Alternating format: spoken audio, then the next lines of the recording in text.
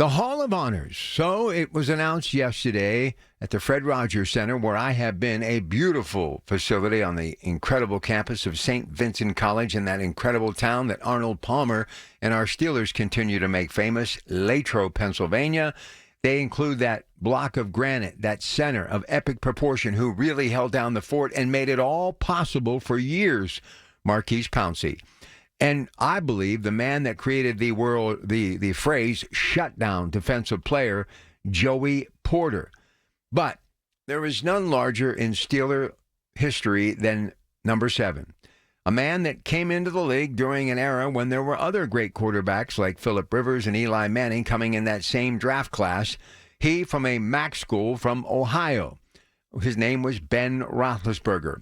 And it may have taken many of us a little while to learn to pronounce it, but it didn't take us long to see his ability on the football field.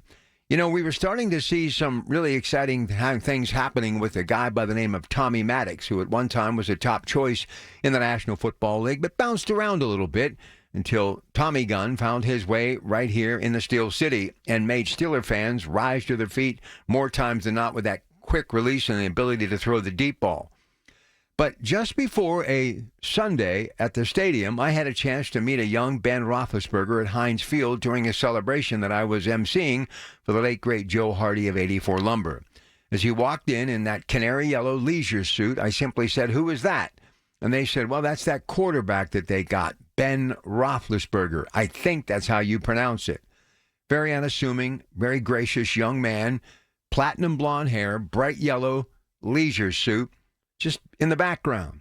Didn't say much, but boy, would he do a lot of talking on the field just days later because Tommy Maddox was taken out of the game. Kind of like when Bledsoe went out and Brady came in. And the next thing you know, he became Big Ben Roethlisberger. And time after time, year after year, he would lead the Steelers back to victory late in a football game, like with that needle thread pass to Santonio Holmes to capture it all. Lombardi trophies, 2 of them, and more importantly, a guy who was really what Pittsburgh was based on. Blue-collar working mentality. People who were willing to roll up their sleeves, get dirt under their fingernails, put in that sweat equity, get calluses on their hands. Ben Roethlisberger, as much as Marquise Pouncey and Joey Porter, 3 that will always be remembered in Steeler lore. But one thing is for sure, number 7 will be appreciated for generations to come.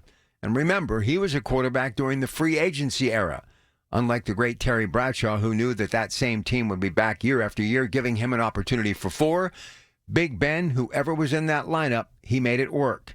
And that's why he's going into that Hall of Honor along with the great Marquise Pouncey and Joey Porter. Thank you, gentlemen, for a job well done.